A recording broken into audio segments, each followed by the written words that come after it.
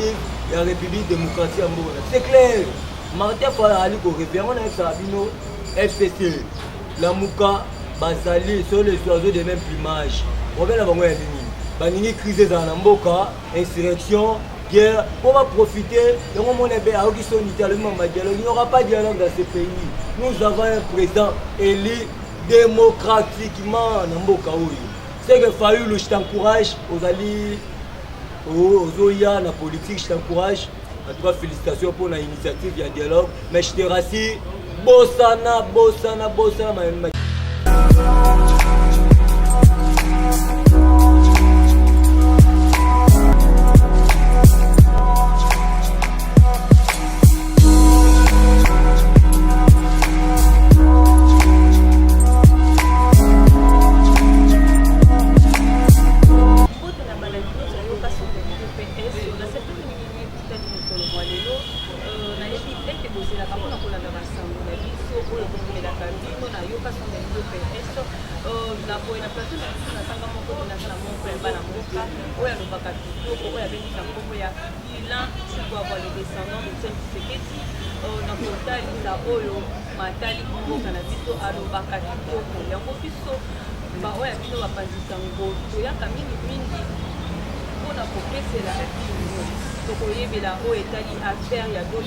est-ce que justice après ça la Moussala président de la République a retenu la Berlin a retenu la France le 11 novembre. Martin Fayulu a donné la transition il y a 2 mois FCC cache la Mouka donc on découvrir en awa et le monde a été Chihuahua moi la Mouka descendant il y a bonjour madame la journaliste. Tous mes amis dans Moula Nzambe, parce que tu as pas Nzambe, on peut aujourd'hui à la première question, sans Nzambe à plein. Sans Nzambe à plein. Moi dans Mboka, affaire de Limaka, est-ce que justice est au Salam? Merci madame la journaliste pour la question. On a koyebisa yo na avènement ya tata konza ekolo na komba Félix Antoine Tshisekedi. Justice est au Salam. C'est pour la toute première fois dans Mboka na biso un ministre d'État à Kangaba. Pour votre information, ministre provincial en charge de la finance, la Combo ya Guy Mafuta, Ali na Boloka Makala. Pourquoi ça va reprocher un détournement ya mbongo ya province à ville province de Kinshasa ou un détournement. Jusqu'à la preuve du contraire, Ali na Boloko a 5 ans qui liberté provisoire, justice na biso loko les Ali na Alima, bazali na instrumentalité, bazali ko sala busala na bango na liberté nyonso tant to ali ko lubawa. Pour la toute première fois dans l'histoire mboka na biso, ministre en charge de la finance pour la province de province de Kinshasa qui Matondo, Ali la présidence, ça veut dire que lui makambo je te rassure, nous allons déjà prévenir. Vous allez acquiser le ministère public. Quel est le rôle du ministère public? Et ça pour retenir l'infraction. L'infraction où commettre, et ça allait mouton à Koufi Nini. Voiture na yo, ouais dans la score na yo, et même dit va policier les qui c'est que tu seras poursuivi au matao qui te sera condamné au sala boloko par rapport à makambo sala qui. Madame la journée Bakara pour pas de l'imaka. De l'imaka mais ça va foutima. Lui c'est naïde de pétrole banzine, dans un mois sur les est-ce qu'elle dit so to sali mogulu ke bango moko basi en foutement. Wana le resala de l'imaka mais ça en foutement. Au moins ko kolongola batoja basango nde memelo likama doli bakambo wana makambo so makambo wana abeta basango na Saint-Anne apanza biloko ya baselise abeta basango moto zomona eza banguma oyo récolter moni ba retomber nango. Tu vas faire la prison pour votre formation. Pour l'instant, vous allez prévenir. Et puis tu seras condamné au la prison, la bolo, on a makala té. Pour nous repérer maman bien, na bolo, au la bolo, on a bolo parce que pour nous on est coincé au pénal bien, de voyer qui fait la prison. Mais est-ce que mon avocat est pas pour Congolais, il y a parce que les députés va sauter les médailles. Madame la journaliste, c'est pour ma fragrance. Il y a une mort d'homme immunitaire. Azali a acquis le ministère public. Ministère public, quel est le rôle du ministère public? Ministère public, le rôle naé, ils ont recherché l'infraction. Infraction, ils ont reproché, ils ont mort d'homme. C'est que Doni Makambo, Assemblée provinciale, Babo Yokobon, Balongo la immunité, Balongo la été, reprocher déjà le ministère public pour votre information la militaire ali koloba au lobby va interpeller à organiser au littoral général mais pour votre information azali na résidence surveillée amata kita okangama il va faire la prison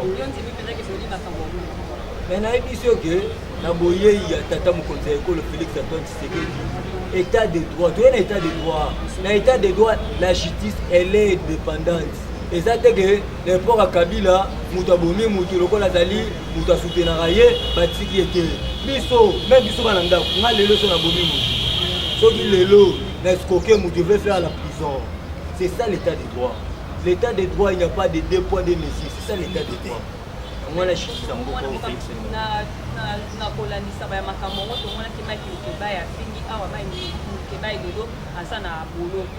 dossier à Doli Makambo, en tout cas clarté ça, c'est pour éviter ce qui ici réellement vraiment Doli Makambo a fait ça la boulot. Les gens à bateau, ils ont fait les mélanges déjà, la province, ils ont fait les mélanges déjà. Commerce, comment on va côté les mélanges maintenant. Madame la journaliste, Badali limité, pour votre information, dans le Congo central, à tout Matouba, le député provincial, Baboya qui va le moulaï milité. Mais pour votre information, jusqu'à la preuve du contraire, Ali Assal Al-Moussalate, il n'est pas reconnu, il n'est pas réhabilité comme gouverneur Congo central. C'est pour te dire que Ataba le moulaï milité, à cause de la signature du ministre intérieur en charge de la ville province de Kinshasa. À Bossana, ministère public, et pour votre information, Ali n'a pas surveillé. Justice va faire son travail correctement. L'état des autres choses. Les deux points de mesures que le Kabila dans ça, la chose on peut perdre au commissaire général qui nous a dit que tu vois la bombe va te rater ma couleur mais habillement na t-shirt à PPRD Kabila oumela batikae mais bis ça bongo des à mon aïe de pêche soko meki au tamboli selon alimentaire on va t'arrêter tu vas faire la prison c'est ça l'état de droit la justice elle est indépendante madame. Ok, merci beaucoup. On a beaucoup de bandes de bateaux là-dedans. Ma casse, ni pensa. Maman gêne la Virginie. Maman gêne pour la Virginie. Boto landa moi la mboka nenga zo ko babi justice azo sala musala na ye. Justice aza kasa ko landela makambu na ye. O ozana ni soki nani te. Balobi bango bazo landela makambu leke longo bani. Président Sampaio na Chine. Balobi justice azo sala musala na ye na dossier oyo. Moi na mboka Martin Fayulu a fait la transition il y a 18 mois. FCC cache la mouka. Madame la journaliste, Martin Fayulu a allé au réveil. Très s'est démarré à Kala. Un certain le 10 janvier 2019. Très s'est démarré qui. Et puis, va confirmer en haut. Dans la cour constitutionnelle, un certain le 24 janvier 2019, balobi était basushi yamboka na biso bandimisa miete Félix Antoine Tshisekedi azali président définitif de la République démocratique ya mboka. C'est clair. Martin Fayulu ko réveiller on a Sabino FCC la muka bazali sur les oiseaux de même plumage. On va la bango ya nini. Baningi crise za na mboka, insurrection guerre, on va profiter de mon il n'y aura pas de dialogue dans ce pays. Nous avons un président élu démocratiquement dans Mboka. C'est que Fayulu, je t'encourage aux alliés, aux Oya, la politique, je t'encourage. En tout cas, félicitations pour l'initiative, il y a un dialogue. Mais je te rassure, Bossana, dialogue. Il n'y aura pas de dialogue dans ce pays parce qu'il y a une élection et c'est le mal en Mboka. Un certain le 30 décembre 2018 en Mboka, il y a eu un gagnant. Hein? Le chèque, il y a un candidat numéro 20, il y a un ticket gagnant. Il y a un numéro 4, on va aller comme 4, le chiffre 4, on va gagner le chiffre 20. Le chiffre 20 avec deux films. C'est qu'il ne faut même pas rêver, il y aura dialogue dans ce pays. Nous avons un président, Oyo, peuple, a la confiance, le président de la République a la confiance. Il y a 80 millions d'habitants. Oh, Bali, si ma Félix Antoine Tshisekedi, Bazali causé la promesse. Promesse à Liboso, à Betty, on gratuit enseignement. Donc, on moni, Batalamuka, Baliko, bon, tout le ticket. Parce que si tu gagné en 2023, on a gratuit enseignement. C'est que Fayulu, je t'encourage. Merci pour la français, le français qui est au commun. Il n'y aura pas de dialogue. Rendez-vous en 2023. Ceux qui peuvent te rester là. Parce que, jusqu'à la preuve du compte, madame la journaliste, il faut 80 millions d'habitants. wana ezalaka na 2005 institution mpe oyebi te 80 wana nga na 6e secondaire badoyebisa biso kaka 80 millions d'habitants lelo 2005 2019 combien 14 ans après c'est que bosana mambu ya dialogue tosolani yo benga biso toza na mbindo maboko na biso ya na mbindo sikoyo tosolani mais mwana moko ozomona ndenge Martin Fayulu peut-être aza na bato bazotisika ye nsima ke nosala mambo lolenge wana yango nayebi biso boye madame la journaliste Fayulu dans ce pays azali une goutte dans l'océan il est incapable de mobiliser même 100 personnes dans la rue. Tout le monde qui a marché là-bas, le 21 octobre, ils ont failli dans la mission là-bas. Ils ont réparé un certain, pour l'un des 4 matins, Félix Tshisekedi a bien abonné. Il n'y aura pas de dialogue. On a marché là-bas, on a musique, on a mbemba pour qu'ils puissent avoir un dialogue. Tout le monde a un dialogue et c'est le cas. Bon, c'est là, ceux qui Kabila a la présidente de la Tanzanie, le rôle de la dialogue, de dialogue à dialogue, bon, c'est là la Tanzanie, sont mis président de Tanzanie, ils vont rester la dialogue pour nous. Mais on a un bon dialogue déjà tout. Le dialogue à débauchage. Bon, tu vas là, on a sous-premier ministre, il y a débauchage. En Guinée, il y a Simana Bissot. Le lot, ça tombe, a commis l'ambon rebelle, la Simana Bissot. Mais tu vas là, on a dit, c'est moi, mais comment on a dit, un débauché, c'est un débauché. Il est devenu premier ministre pour la Bissot. C'est que Boston, il n'y aura pas de dialogue. Zélande Kabila, comme président de Tanzanie, on a dit un dialogue. Mais dans la République démocratique du Congo, il ne faut même pas rêver, il y aura encore dialogue. Il y a un qui a gagné le numéro 20, comme Félix Tshisekedi a gagné l'élection le 30 décembre 2019. Mais mon avocat Martin Fayulu est un président élu de la République démocratique du Congo. Moni Batouana, madame, yo et Betenga, Fayulu je te rassure, Fayulu me connaît bien à Combo. Biso doit y battre mon boy. So ba yena limita wa ta wa ke mama rassemblement pas présent kuna nazo boa ke na belle les fade house a faire oh petit boa ka combattre wa bien na ba Daniel Safa ko ke ba nyoso bando ya neti baba na ditina mo boye abe non ba on va à la base on est ensemble à un certain moment parce qu'il y a une différence entre un accompagnateur et un compagnon bazaki juste accompagnateur na biso mais il y a un certain moment pour nous zela na e biso peut te pour nous zela na biso mais pour l'instant on souhaite avoir bonne chance, mais il y a le déjà été. Mais dans le monde, ça n'a pas, on va à la base, on va dans la Bible, président Fachi, Azalaki président rassemblement, Azalaki président Fayulu. Ceux qui n'ont pas ça, ailleurs, il y a des rassemblement. Au Séléman Mboka, au Félix Tshisekedi, Azalaki président. C'est que Fayulu. Il y aura dialogue, avec accompagnateur, à un certain moment pour nous, c'est là, lui, c'est que tu es mais on a fait ensemble, on a fait le but de ne pas éprouver en ayant limité, on cohabite ensemble, à un certain moment, à Ponine Zélan à gauche, puis ça peut tomber à droite, il y a un moment qui va gagner ça, la liquidité à la banque à Genève, pour que candidat comme Abima Fayulu, on a bêta téléphone, on a dit jamais, on a dit quoi, il disait ah, bon candidat comme de l'opposition, oh il a habité, il faut la base, là on a 2000 francs, on a 2000 francs, il a $1 pour la victoire, pour la campagne pour le président de la République, il y a candidat à la Félix Antoine, il y a 2000 francs, il y a pas il y a chômage pour contribuer à la campagne à Mokono. Maintenant, quand on fait les 10 candidats comme opposition, Martin Fayulu, mais si nous dans la chambre salon est capable de mobiliser même 100 personnes, c'est la fille on peut essayer la fille était là-bas dans le même imbécile du soutenir Fayulu parce que dans la chambre salon à studio, oh il y a des sièges là. Et puis elle est capable de mobiliser 100 personnes. Trop dans ces manèges, les 12 ans, madame la journaliste, elle a profité là, il s'appelle la diaspora. Les 12 ans, bon méditer, quand on va aux amakopio, il y a bon méditer la bande, on a vu ça, le défi à qui Fondation Kofi Annan, madame, on dit, bon à Genève, voilà, je suis organisateur, les qui Fondation Kofi Annan. Les Ghanéens, on a géré Mamouana pour bâtir sur la ciment.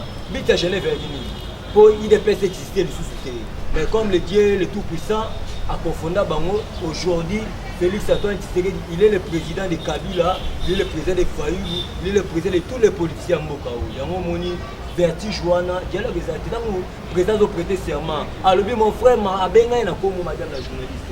Pour votre information. Mukolo wana investigué la partie de la nation, moi j'étais là. Dans la simasika Fatia PCM Mukongo. Pour place sinon ça zalanga na zalanga. Après ça Mukambi, mon frère Martin Fayoulou, on a œuvré avec lui pendant longtemps dans l'opposition. Je te demande de travailler ensemble. Lobi nango Fayoulou lobi maboka Félix Antoine Tshisekedi na Mbindo toko travailler. Ce qu'on dialogue on va koto solanini. Hein? Comment on a été rejoint comme pour moi mutu. Banda ba beta cross dans marche en 2016 hein. Marche de Stala en 2016. Il y a accord électoral pour te convoquer électoral en 2016. Ba beta cross madame la journaliste la banzi mwana mboka Fayoulou na marche oyo et pesa besoin zela selon la constitution pour revendiquer corps électoral.